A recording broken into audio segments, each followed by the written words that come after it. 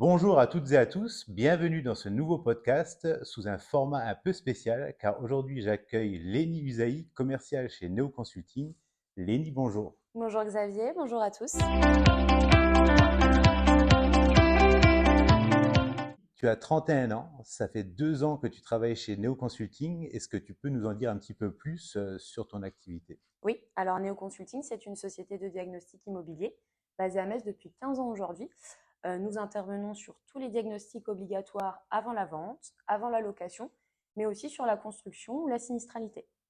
Et est-ce que tu peux nous dire quel est ton rôle dans cette société? Oui, alors mon rôle à moi, c'est de développer commercialement notre société en faisant la promotion de nos services, nos nouveautés.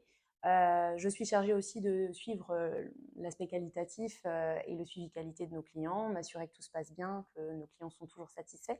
Et enfin, depuis plus d'un an maintenant, je dirais, j'anime des petits ateliers de formation où je forme des professionnels de l'immobilier, mais aussi des autres. Donc, ça peut être des notaires, des décorateurs d'intérieur, des courtiers en prêt immobilier, sur les sujets de diagnostic pour leur expliquer comment ça fonctionne, quel impact, je dirais, a le diagnostic immobilier sur leur profession. D'accord, donc c'est intéressant tout ça. Oui. Lorsque tu animes ces ateliers à destination des professionnels de l'immobilier, quelles sont les questions les plus fréquemment posées? Quelles sont les problématiques qui sont soulevées le plus souvent? Les questions qui reviennent le plus souvent, ce sont des questions relatives à la réglementation et les changements de réglementation surtout.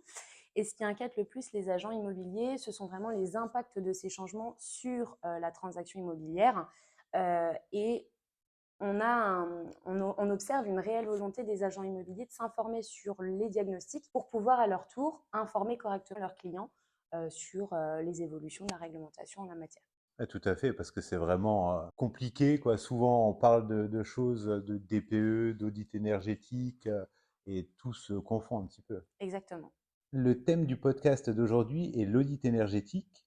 Beaucoup de mes abonnés ne savent pas s'ils doivent en réaliser un ou pas. Beaucoup confondent également le DPE et l'audit énergétique. Est-ce que tu peux nous préciser un petit peu quelle est la différence entre ces deux diagnostics? Le DPE et l'audit énergétique sont deux diagnostics différents, mais pour le moins complémentaires. Mhm. Donc, dans un premier temps, le technicien se rend sur place pour pouvoir analyser la performance énergétique du bien.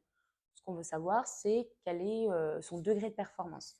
Pour ça, il va relever un certain nombre de données techniques relatives à l'isolation, le système de chauffage, le système de ventilation, Les fenêtres. les fenêtres également, tout à fait. Et toutes ces données techniques vont lui permettre d'attribuer une notation. Mhm. C'est la fameuse classification de A à G qu'on connaît bien. Et surtout F et G pour Exactement. les passoires énergétiques. Tout à fait. Et de là va découler un audit énergétique. Donc l'audit énergétique, lui, intervient dans un second temps. Une fois qu'on a déterminé la performance du bien, qu'on s'est aperçu que c'est une passoire, le technicien va proposer différents scénarios de travaux pour améliorer la performance énergétique du bien concerné. Donc pour résumer, le DPE va identifier les problèmes Mhm. de performance énergétique et l'audit va lui proposer des solutions. Merci pour ces précisions. Mais alors, quels sont les biens qui sont concernés? Pour le moment, sont concernés uniquement les maisons individuelles et les immeubles en monopropriété qui sont classés F ou G sur le DPE et qui sont proposés à la vente. Que contient cet audit énergétique et quelle est la durée de validité d'un audit énergétique? Alors, comme je te le disais tout à l'heure, donc le technicien retourne sur place et va analyser la faisabilité de travaux possibles sur le bien et proposer différents scénarios de travaux. Donc concrètement, sur la base des données d'entrée qui sont relevées dans le DPE, le technicien auditeur va identifier les principales faiblesses du bien et proposer des solutions pour améliorer la capacité énergétique du bien. Donc, il va proposer des scénarios de travaux, étape par étape, qu'il va chiffrer Mhm. poste par poste. Si je peux juste te Oui. couper, comment qu'il va faire pour chiffrer? Est-ce qu'il a la capacité de chiffrer ou est-ce qu'il fait appel à peut-être des courtiers en travaux, des Alors, spécialistes? pour donner un chiffrage de ces travaux, nous avons acheté une bibliothèque de travaux pour pouvoir aider les techniciens à chiffrer correctement sur la base de données nationales avec des prix au mètre carré, des différents matériaux, pour pouvoir donner un chiffrage le plus précis possible des travaux qu'ils proposent et ce qui permet au futur acquéreur d'avoir une idée très précise des travaux qu'il devra réaliser et de l'aspect financier, combien ça va lui coûter qu'il décide de se lancer dans la rénovation énergétique du bien qu'il convoite. Merci en tout cas pour ces précisions. Et est-ce que tu peux nous donner la durée de validité de cet audit?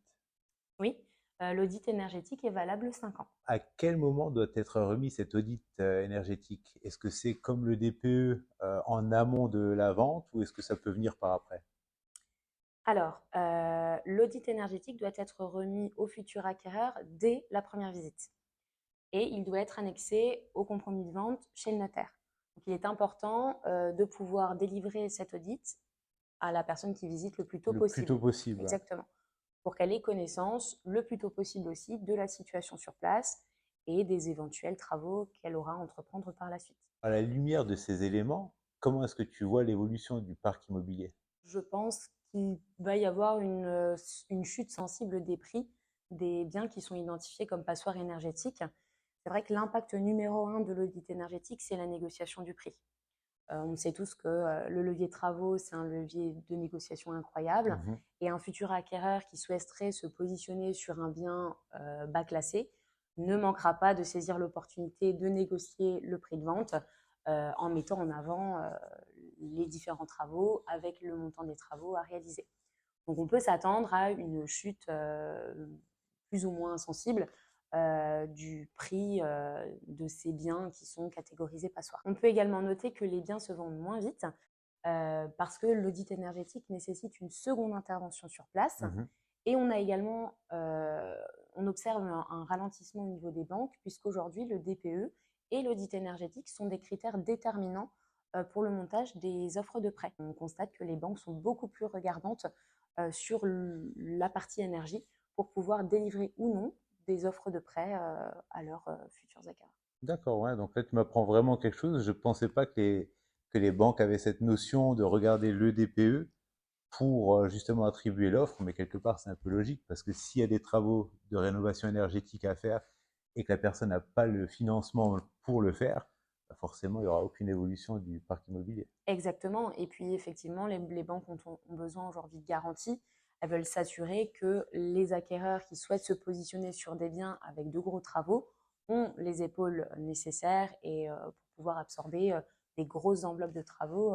Parce que sur les biens passoires aujourd'hui qui sont en F ou en G, on est vraiment sur des enveloppes de travaux qui sont conséquentes. Est-ce que tu as un ordre d'idée comme ça un petit peu Ça va pour une vraiment, maison de 100 mètres carrés Ça va vraiment dépendre de la taille du bien, sur le fait de savoir s'il y a eu déjà des travaux qui ont été réalisés ou non, si on repart de zéro. Donc ça va vraiment dépendre de la situation sur place. Quel est le prix d'un audit énergétique et est-ce qu'il y aurait éventuellement une petite promotion pour les abonnés de la chaîne qui te regardent? Alors, chez Neo Consulting, l'audit énergétique coûte entre 600 et 700 euros TTC en fonction de la taille du bien. Après, pour la promotion, on pourra régler la question dans les backstage, mais je pense que tes abonnés savent que tu es un partenaire privilégié pour nous, donc évidemment, il y aura un petit quelque chose. Un grand merci pour toutes ces précisions et est-ce que tu as des informations ou un message que tu souhaiterais partager avec l'audience? Oui, alors dans un premier temps, merci à tous pour votre attention. N'hésitez pas à vous faire accompagner par un professionnel compétent. Et par là, je veux dire évidemment votre diagnostiqueur préféré, Neo Consulting. Nous sommes à votre disposition pour vous conseiller, vous accompagner sur le sujet des diagnostics. N'hésitez pas à nous contacter au besoin. Merci Lénie pour toutes ces précisions. C'était tout pour aujourd'hui. C'était Xavier et je vous dis à la prochaine.